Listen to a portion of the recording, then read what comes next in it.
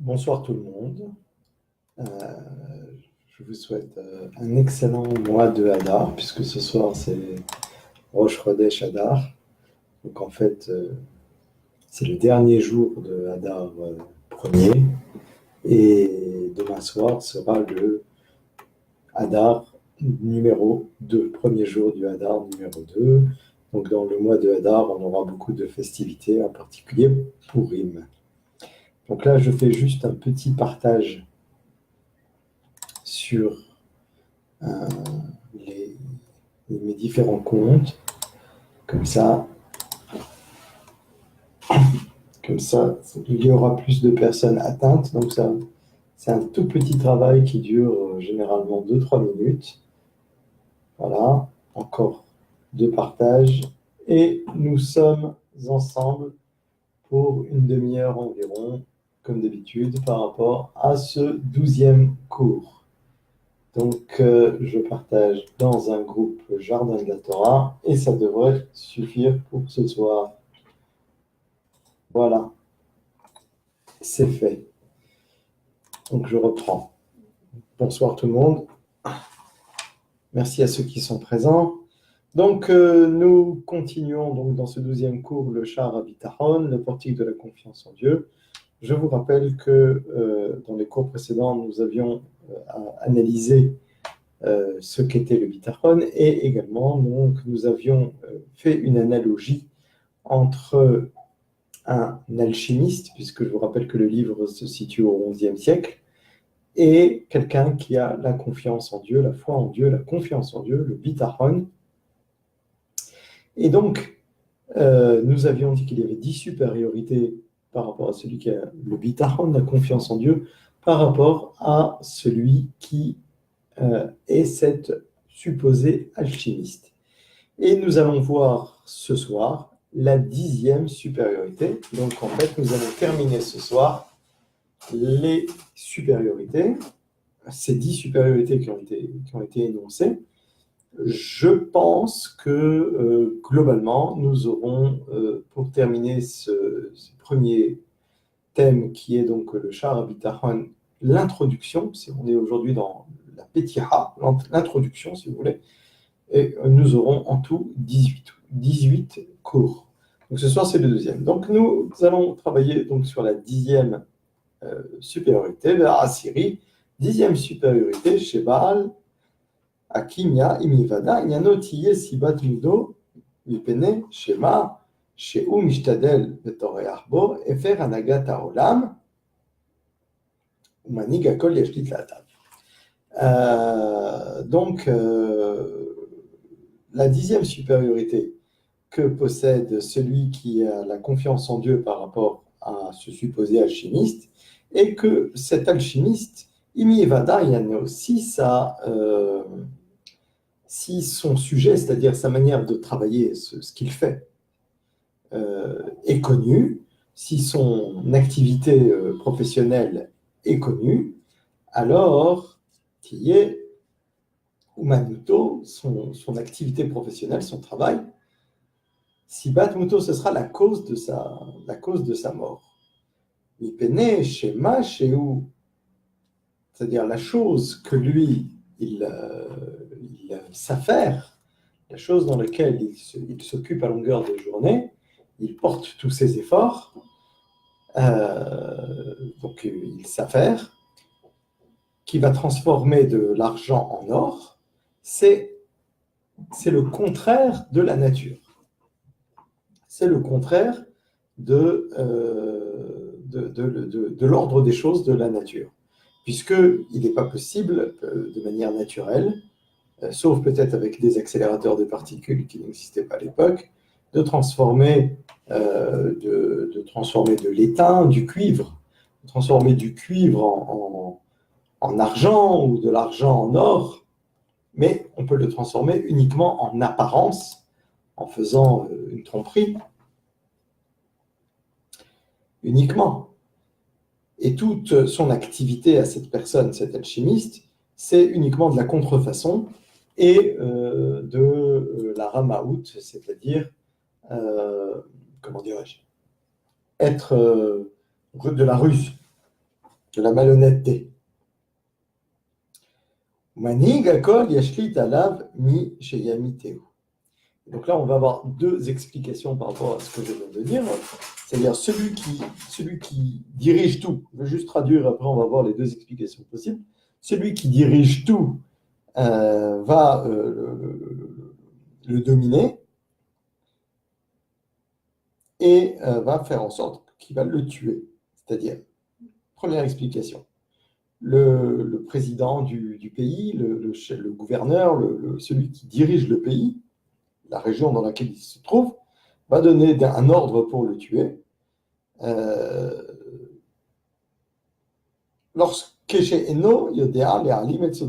le cas où il ne s'est pas caché, il ne s'est pas caché son activité frauduleuse.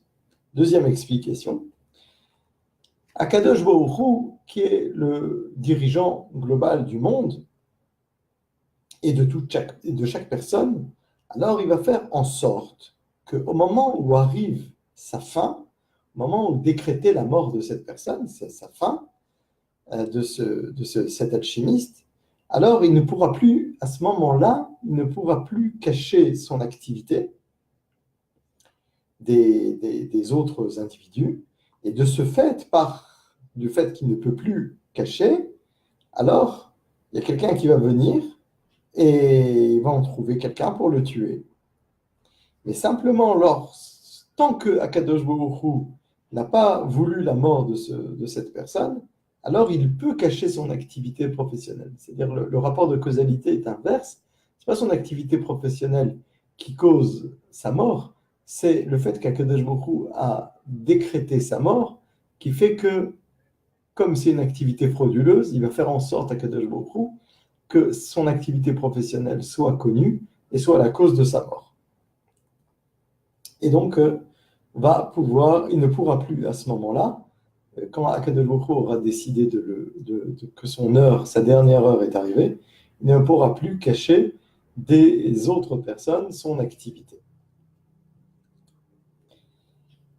Par contre, maintenant, vers Botayach Bachem, à contrario, celui qui a confiance en Dieu, Kacher Yivada, au moment où sera connue sa confiance en Dieu, la confiance qu'il porte en l'Éternel, qu'elle sera dévoilée aux êtres humains, sa confiance en Shem, alors au contraire, son importance va croître aux yeux des gens, aux yeux des individus, et les individus vont l'honorer de manière importante. Pourquoi ils vont l'honorer? Parce que celui qui a la confiance en Dieu, il protège tous les gens de sa ville.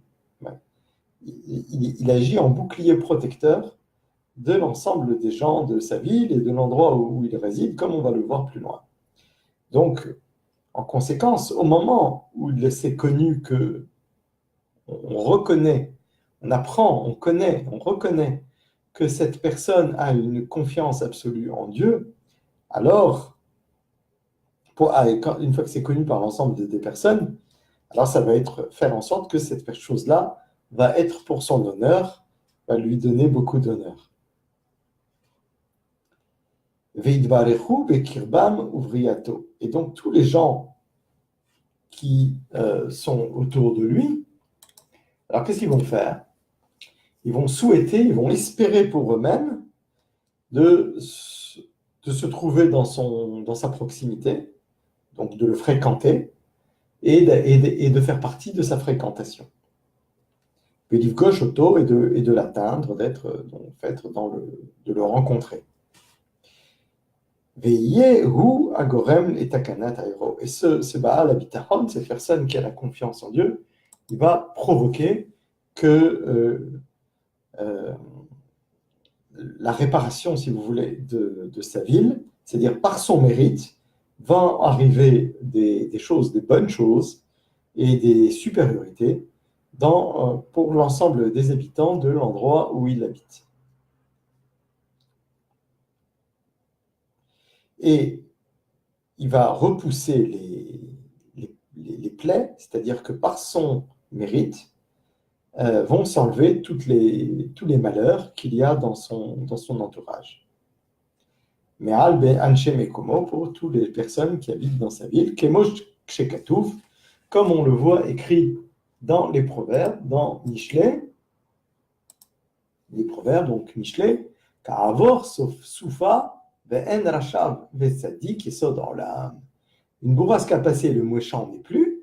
Ka'avor Sofa, quand une bourrasque a passé, ve'en Rasha, et il n'y a plus de Rasha, il n'est plus là. Ve'tzadik, mais le juste, yesod olam, c'est le fondement du monde. Dans la traduction du rabbinat français, ils mettent mais le juste est fondé pour l'éternité, mais je pense que c'est plutôt Vetzadik, Yesod Olam. Mais le Tzadik, c'est le fondement, c'est la base, c'est le fondement du monde. Parce que Olam peut avoir deux sens. Donc, comme il est écrit, je continue, dans Mishlei, Vetzadik Yesod Olam, donc le Tzadik est le fondement du monde, c'est-à-dire que le monde tient par la réparation et pour les bonnes et par tout ce qui est donc son arrangement, pour le fait d'arranger le monde par le mérite du tzaddik. Et comme on le voit, Ve'uvinyan Lot Betzoar. Donc Lot, qui est le neveu d'Abraham Avinu, a été sauvé de la destruction de Sodome Va'amora, de Sodome et Gomorre, et il a été emmené par des anges qui l'ont accompagné jusqu'à un endroit qui était dans la proximité d'une ville qui s'appelait Tsoar. Lot Betsoar, de la même manière que nous le voyons pour Lot à Tsoar. Lot a dit aux anges, donc on est dans Bereshit chapitre 19, versets 20 et 21, il leur a dit la chose suivante. Inena a'ir azot kerova lanus shama ve'i mitza'ar. Vois plutôt cette ville-ci est assez proche pour que je m'y réfugie. Et elle est peu importante. Imaltanna shama, alo mitzahari, utchi nafshi. Puissais-je donc y fuir, vu son peu d'importance, et y avoir la vie sauve? Vayomer elav, alors l'ange lui a répondu, Ine nasati panecha, eh bien, je te favoriserai en ceci, gam la davarase, même dans cette chose-là. Les vilti offri et ta'ir, en ne bouleversant point, en ne retournant point, si vous voulez, en ne détruisant point, sous-entendu. Cette ville-là, qui s'appelait Tsoar, Asher Dibarta, dont tu parles. Et Rachid nous dit, Gam la davarazé, même cette chose-là, qu'est-ce que ça vient rajouter? C'est-à-dire, Lo d'ailleurs Hasheata Nitzol, et là, Afkol Aïr, Itzil Biglalecha. C'est-à-dire, non, et cette chose-là aussi, ça veut dire quoi cette chose aussi? Non seulement toi, tu seras sauvé, Lot, et ses deux filles, mais je sauverai également toute la ville à cause de toi, de ton fait. D'accord? Donc on voit que par le mérite, on verra tout à l'heure si c'est celui de Lot ou pas, mais en tout cas par l'intervention de Lot, toute la ville de Tsoar et son environ a été sauvée.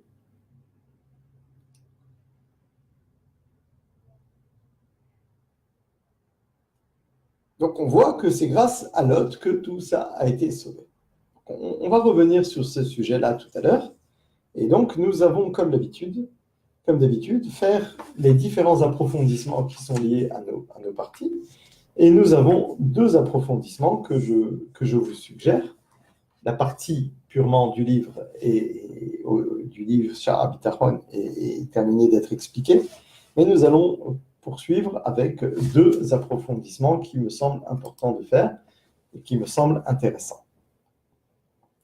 Alors, Veillez gorem les takanat ero velitod apegaramim asher anche bekomo me'al anche bekomo kemo shekatu atzadik yesod olam. Et donc, nous avons vu tout à l'heure qu'il va entraîner, que sa ville va être réparée, c'est-à-dire sauvée, et repousser l'ensemble des plaies, l'ensemble des malheurs des habitants de sa ville, comme on le voit dans le verset de Mishlei, des Proverbes, Tzadik, Yesod Olam, le Tzadik est le fondement du monde.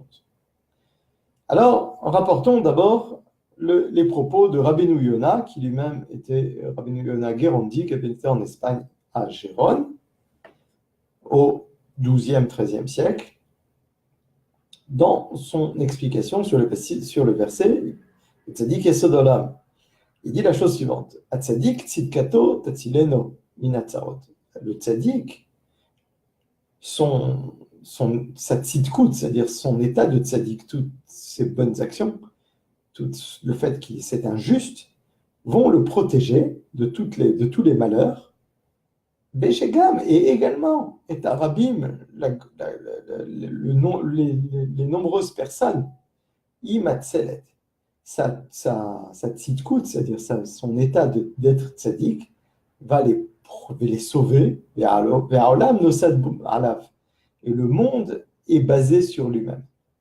Et le monde se tient sur ce tzaddik.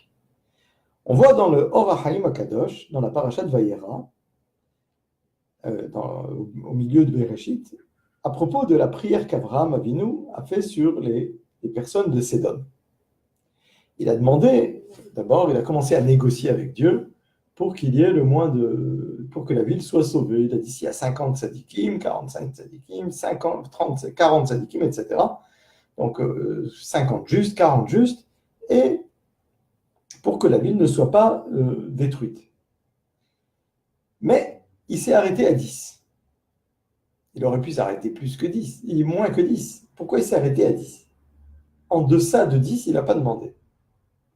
Alors le Or HaChaim HaKadosh, il dit la chose suivante, qu'il l'otillait à Gana mipachot me'asara, parce qu'il n'y a pas de protection à moins de 10. Alors, on trouve une contradiction tout de suite dans ce que dit Rabbi Shimon Bar Yochai dans le Zohar HaKadosh. Le tzaddik yesod olam. Le tzaddik, comme on vient de le rappeler dans le passouk des Proverbes, c'est le fondement du monde. Donc ici, il est le fondement du monde. Et à lui seul, le tzaddik, il va sauver tout le monde. Alors comment est-ce possible que Abraham Avinu ce soir était à 10? Alors qu'Abraham Avinu était un tzaddik. Alors, il est possible de dire que ce tzaddik dont parle le Zohar HaKadosh qui va sauver le monde entier, il s'agit d'un tzaddik extraordinaire. Pas n'importe quel tzaddik, pas un petit tzaddik, un énorme tzaddik, un tzaddik extraordinaire. Et il est possible que si Abraham Avinu, qui était un tzaddik extraordinaire dans la proximité de Sodome, alors il les aurait sauvés, toute la ville. Voilà la fin des propos du Or HaChaim HaKadosh. Donc voici que nous voyons qu'on a besoin uniquement d'un tzaddik mouflé, c'est-à-dire d'un tzaddik extraordinaire, pour pouvoir sauver la vie. Alors, il y a lieu maintenant d'essayer de comprendre ce que nous dit notre Rav ici, qui dit que celui qui a le bitachon, celui qui a la confiance en Dieu, alors s'applique à lui le verset « Ve tzaddik yesod olam », mais le tzaddik va être le fondement du monde, et donc il va sauver tout ce qu'il y a autour de lui. Donc comment on peut dire que quelqu'un qui a la confiance en Dieu n'est pas forcément tzaddik complètement? Puisque d'après le Rav, il semble nous dire que n'importe quelle personne qui a confiance en Dieu va pouvoir avoir cette action de sauvetage. Et de la même manière qu'on lui ramène une preuve de Lot à Tzohar, et il n'est pas connu que Lot était un tzaddik, et encore moins un tzaddik extraordinaire. Alors, Rav Chaim Kanievski, Shlita, il donne la conclusion, il résout la contradiction en disant que oui, notre Rav, quand il a parlé de Baal HaBitachon, il parle uniquement de celui qui est un vrai Baal HaBitachon, totalement convenablement, sans aucun doute. Alors, à ce propos, lorsqu'on parle du tzaddik qui va entraîner le fait que la ville va être réparée, va être sauvée, et va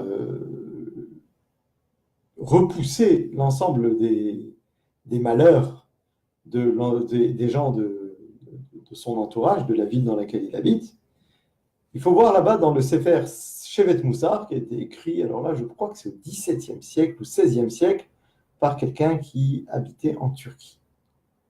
XVIIe, je pense. Azaï, afal pi she'en hashoel raoui. C'est-à-dire que si un tzaddik dans le monde, dit-il, dans le Shevet Moussar, même si celui qui va demander quelque chose à Hachem n'est pas très convenable, il n'est pas extraordinaire, alors on va laisser passer l'abondance descendre des cieux du fait de ce tzaddik. Ce tzaddik qui va entraîner que même si la personne n'est pas totalement convenable, alors l'abondance qui vient du ciel, l'abondance physique et spirituelle, va arriver vers cette personne qui demande. Parce que le tzaddik, il va entraîner de faire descendre d'en haut l'abondance vers n'importe quelle personne qui demande quelque chose à Hachem. Même si la personne qui demande n'est pas totalement convenable. Et le Hida, donc le Hida, vous connaissez, Rabbi Yosef David Azoulay, qui était vivant au XVIIIe siècle, d'abord à Yerushalayim, et ensuite il a fait un peu le tour du monde. Il est même venu en France, je crois qu'il a rencontré Louis XIV, et par la suite, il est mort à Livourno en Italie. Et écrit là-bas le Hida, dans Yosef Teilot, il est connu que le tzaddik dans le monde, c'est comme un tuyau, un conduit. Shebo yored hashefa memalam milzchuto. Que à travers ce conduit, à travers ce tzaddik, à travers ce tuyau, le tzaddik étant le tuyau, l'abondance va descendre des cieux, des mondes supérieurs, vers le monde physique dans lequel nous sommes, par le mérite de ce tzaddik.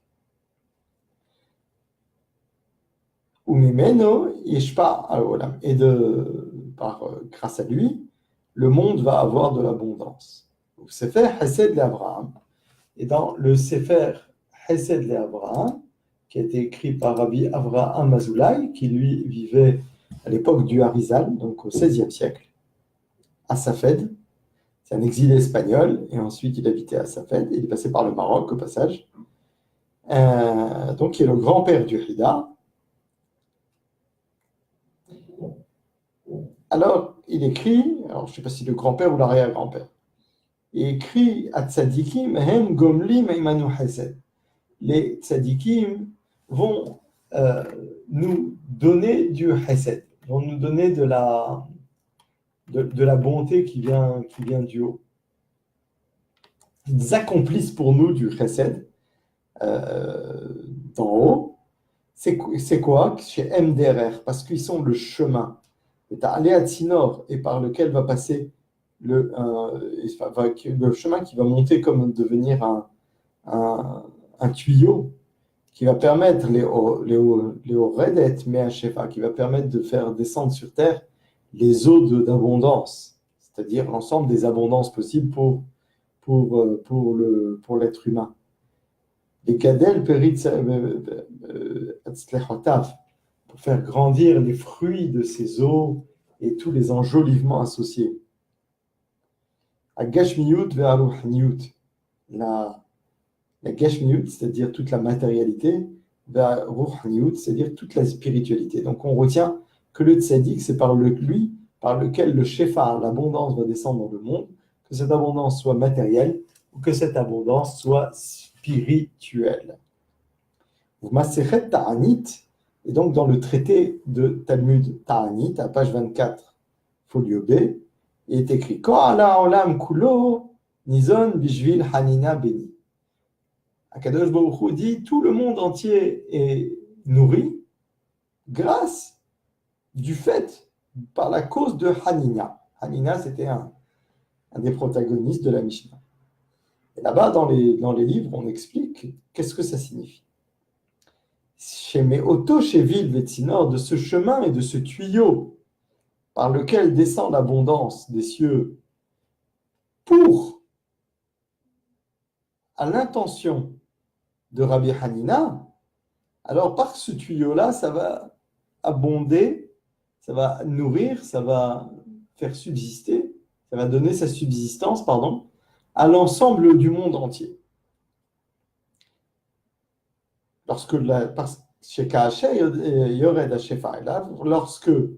l'abondance descend sur lui, c'est-à-dire sur le tzaddik,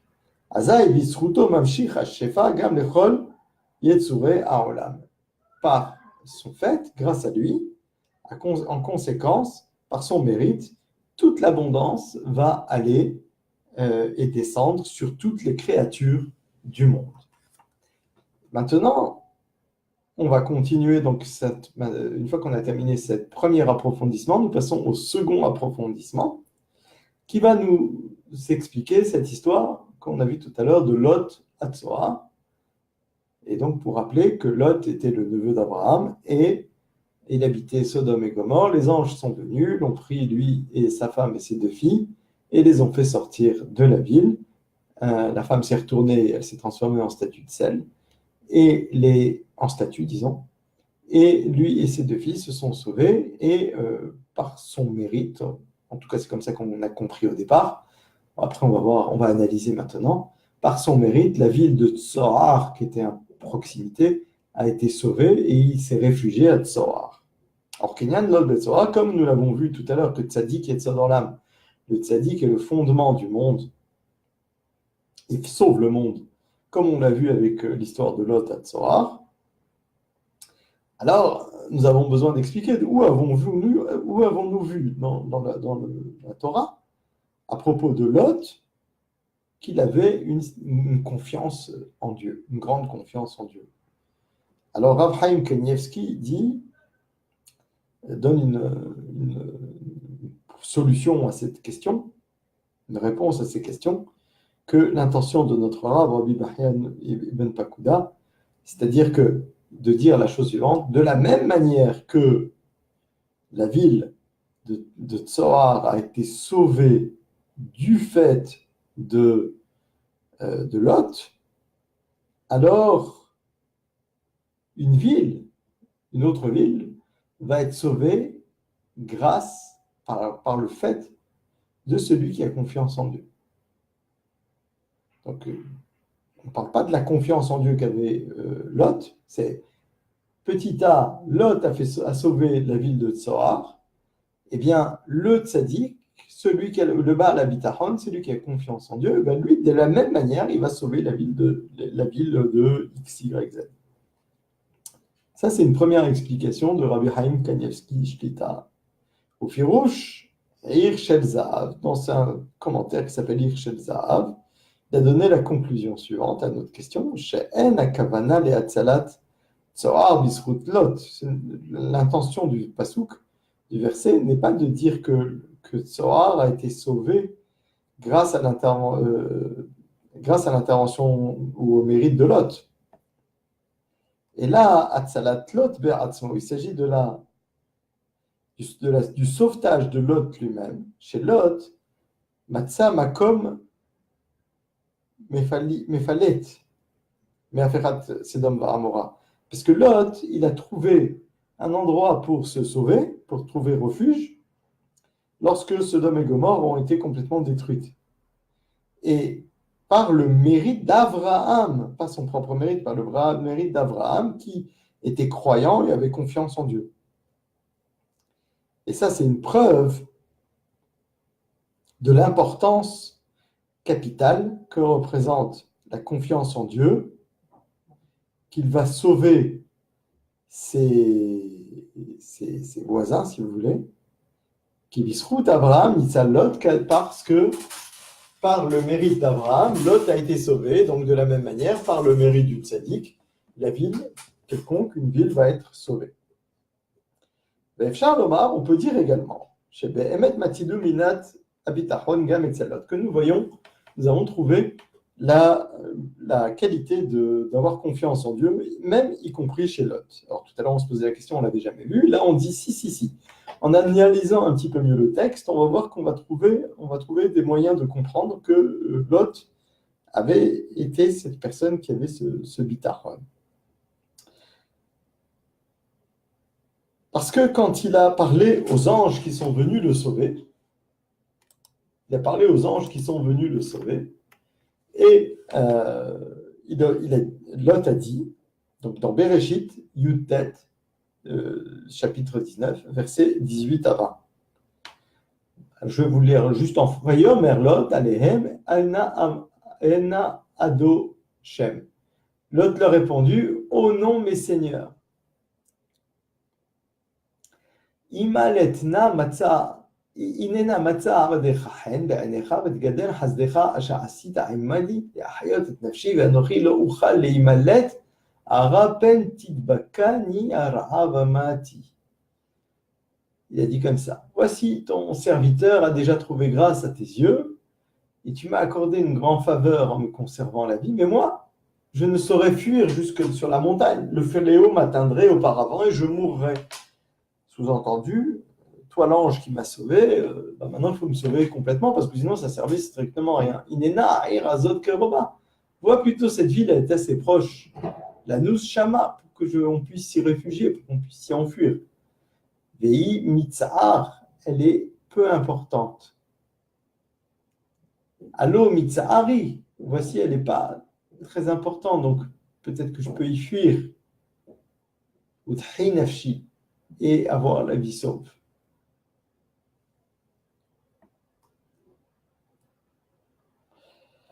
Voilà, j'essaie de retrouver l'endroit. Voilà. Donc,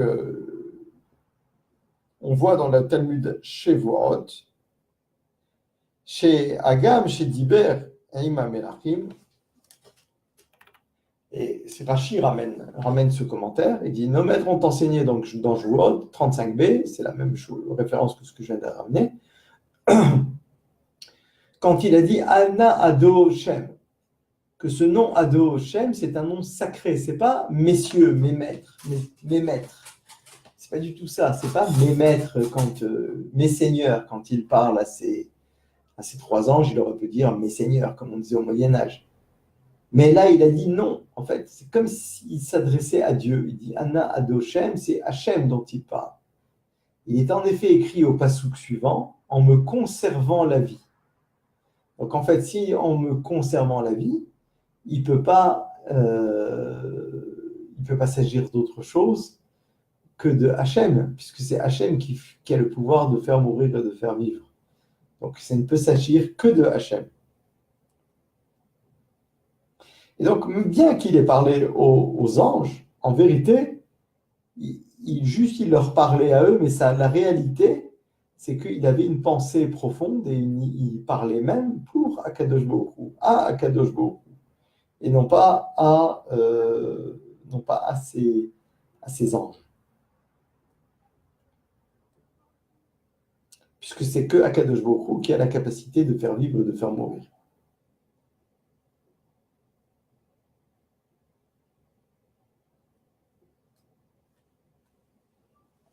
Voilà.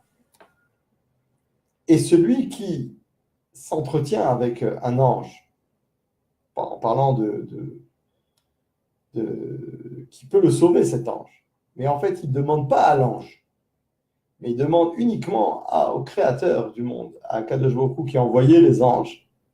Il ne s'adresse pas à l'intermédiaire, mais il s'adresse à la source. Alors, ça, c'est certain que c'est quelqu'un qui a une confiance exceptionnelle en Dieu, qui a une grande confiance en Dieu. Donc voilà, nous avons terminé ce 12e cours qui représentait la 10e supériorité que possède le Baal HaBitachon, celui qui possède la confiance en Dieu par rapport à ce alchimiste supposé.